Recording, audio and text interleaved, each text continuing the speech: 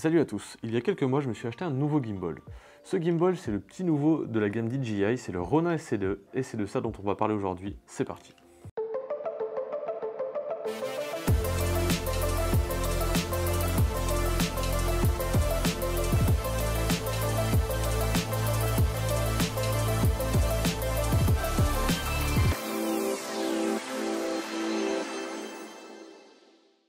Alors pourquoi j'ai pris le RSC2 et pas le RS2? Alors c'est pas du tout pour un problème de prix, c'est plutôt pour un problème de taille. Le SC2 est un peu plus lourd que son grand frère, le S2, mais il est plus compact, il est plus petit, il n'est pas fait en fibre de carbone, c'est pour ça qu'il est plus lourd, il est fait en alu. Mais en termes de compacité, il est nettement plus petit. Alors, il se présente comme ça. Scratché et plié en deux. Vous voyez, pour un gimbal qui supporte quand même jusqu'à 3 kg, il est tout petit. Grosse avancée par rapport au Ronin S. Tous les axes sont lockables pour éviter de casser les bras, d'abîmer les moteurs dans les transports. Et on peut le locker plus ou moins n'importe comment. Tac, tac. Et c'est vraiment cool pour deux choses. Pour le transport, comme je viens de le dire, mais aussi pour l'équilibrage. On peut bloquer certains moteurs pour faire une nacelle et pas l'autre. Quand on n'a pas l'habitude, ça peut aider. Moi honnêtement maintenant je laisse tout lâche une fois que je l'ai monté. Et après, je fais l'équilibrage. Il est petit, il va super bien. Il n'a pas l'écran tactile comme le RS2. Très honnêtement, j'en ai pas l'utilité. Je programme tout sur le téléphone via l'application. Et une fois que c'est programmé, j'ai pas spécialement besoin d'y regratter dedans. Alors, petit tour rapide de l'extérieur. Donc, sur chaque moteur, ici et là, on a un locker pour les bloquer. On a ici les lockers pour bloquer la plate qui va venir se poser ici, la plate sur laquelle on va fixer le boîtier. On a un bouton poussoir parce qu'une fois qu'on a rentré la plate, elle ne peut plus tomber. Il y a la petite partie en métal ici qui va venir la sécuriser et comme ça elle ne peut plus tomber. Ça c'est plutôt bien pensé pour sécuriser du matériel, ça fait plaisir. Ici un locker pour faire glisser celle-ci. Ici une petite molette pour faire glisser et régler cet axe là. Même chose pour cet axe ici et ici. En dessous ici, on a 3 fiches USB-C pour venir brancher le boîtier à différentes connectiques, notamment pour le Ravenai, et pour aussi coupler le boîtier avec le rec au pouce. De chaque côté, on a un petit support NATO pour venir fixer le follow focus ou des poignées, notamment des poignées small rig, et toutes les fixations qui vont venir s'accrocher dessus se montent et se démontent super rapidement. On a ici la petite manivelle pour le casser en deux, le ranger ou pour filmer par-dessus. Tac. Et on vient serrer ici pour le locker. On a une roulette et une gâchette à l'arrière. La petite roulette qui est cliquable pour naviguer dans les menus. Le bouton ici pour le retour en arrière. Le joystick ici pour pouvoir orienter la nacelle plus facilement. On a le bouton menu, on a le bouton rec et le bouton power. Et ensuite ici une prise USB-C pour venir charger votre Ronin. Et dessous, on a le pas de vis pour y mettre le petit support qui se trouve dans l'autre poche. Allez, on s'attaque à la deuxième poche. Alors déjà, dans la deuxième poche, on a ça, le petit tripode. Pour venir le poser debout, ça permet de l'équilibrer, c'est vachement bien fait. Ça fait aussi une rallonge quand on l'utilise pour monter un peu plus haut. C'est vraiment bien fait, c'est costaud, il y a un petit grip qui est franchement super agréable. Ils sont hyper doux, ils accrochent super bien. Ensuite, on a le petit plateau rapide pour fixer sous le boîtier. Tac, avec un locker de plus ici. La plate, on va venir la fixer devant. Comme ça.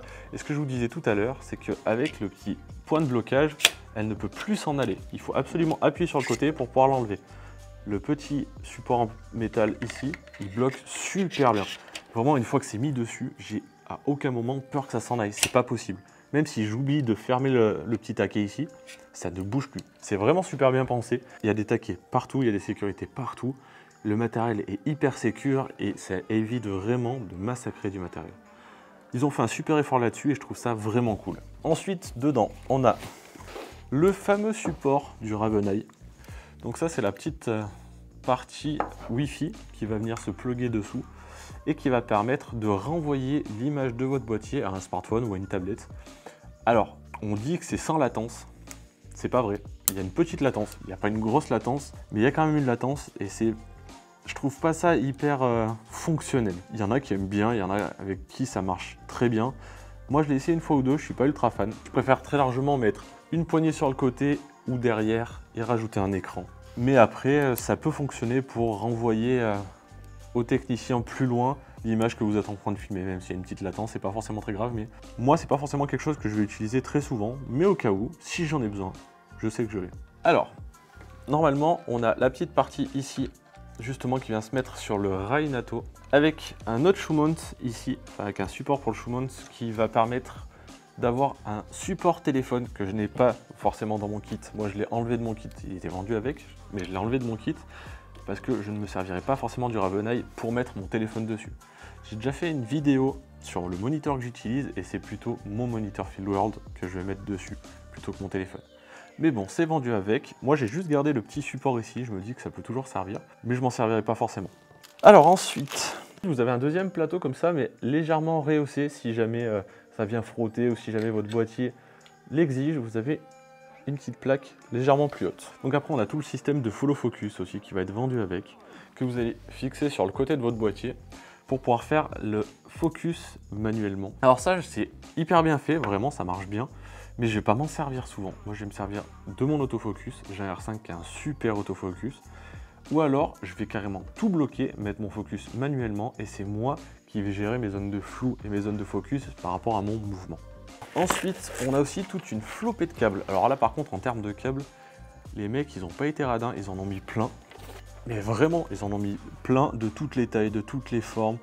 Alors, on a du USB-C, du mini, du micro USB. On a du HDMI, du mini HDMI. On a vraiment de tout. On n'a juste pas de Lightning, si je dis pas de bêtises. Donc, ils sont fâchés avec Apple. Mais par contre, on a toutes les autres sortes de câbles. C'est vraiment top. On n'a pas besoin de racheter quoi que ce soit. Le Ronin sort du sac en Pro Combo. Le Ronin sort du sac et est tout de suite utilisable. Et ça, c'est vraiment appréciable.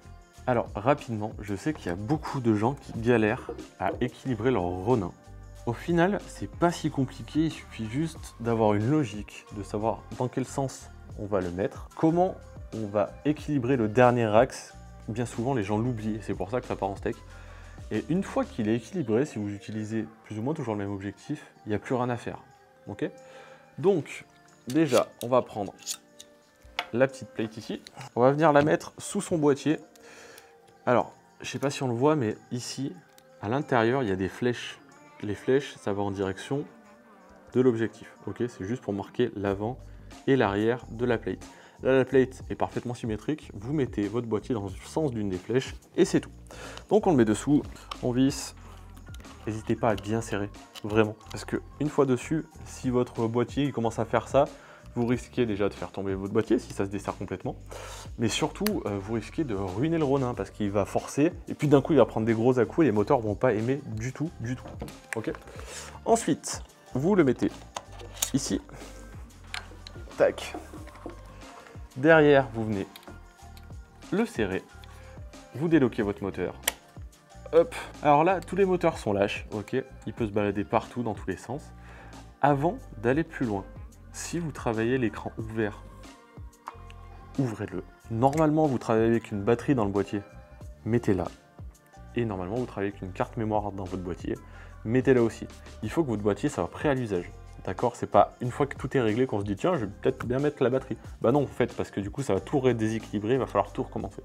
Il faut que votre boîtier soit prêt à l'usage. Si l'écran est sorti, il est sorti. Si vous avez juste besoin de le retourner, retournez-le, mais mettez-le de façon à ce qu'il soit utilisable. D'accord? Et n'oubliez pas d'enlever le bouchon.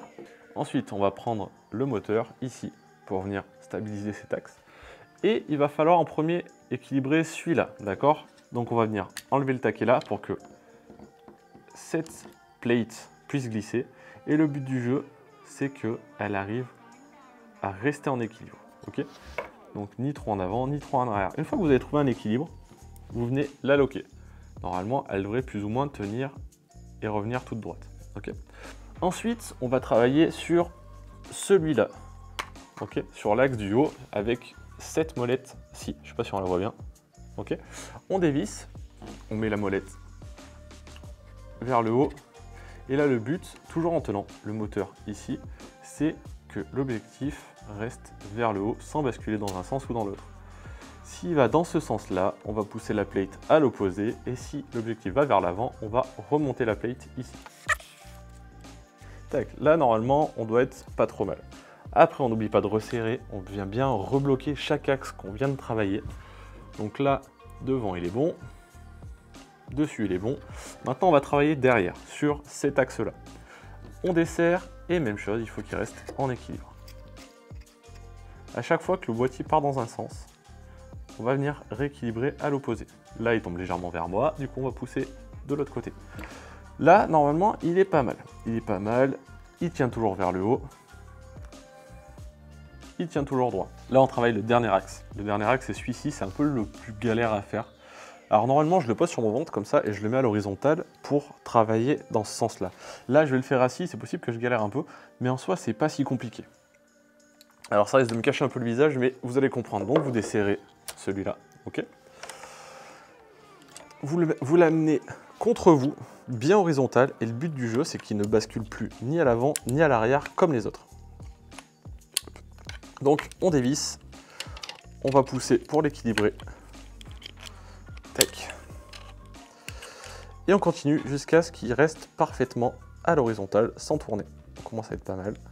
Là, vous voyez, il ne tourne plus du tout, il va ni à l'avant, ni à l'arrière. Légèrement. Tac. On resserre, et là, si tout va bien, il devrait encore tenir dans toutes les directions, sinon il va falloir juste légèrement rééquilibrer. Tac, il tient. Tac, il tient. Et normalement, il penche pas trop sur le côté. Non, ça va. Une fois que vous êtes là, votre Ronin est prêt à l'utilisation. Appuyons sur le côté, il s'allume.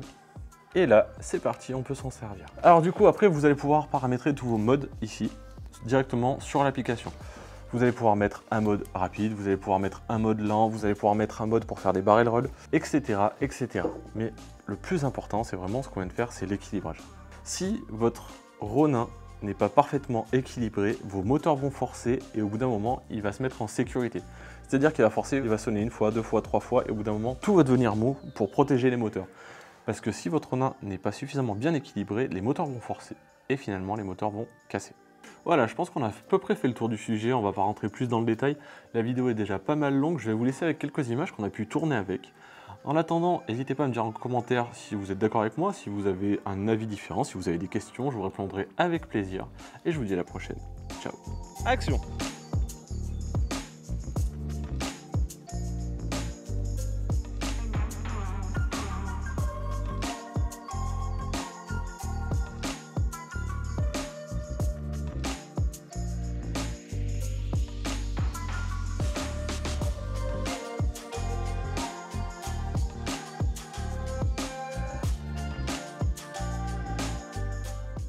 T'aimes bien ce tuto? T'aimes bien le cadreur? Non. Il va dire des saloperies sur toi au montage. Oui. C'est un enfoiré. Tu es méchant, ça se dit pas ça. Là. Alors...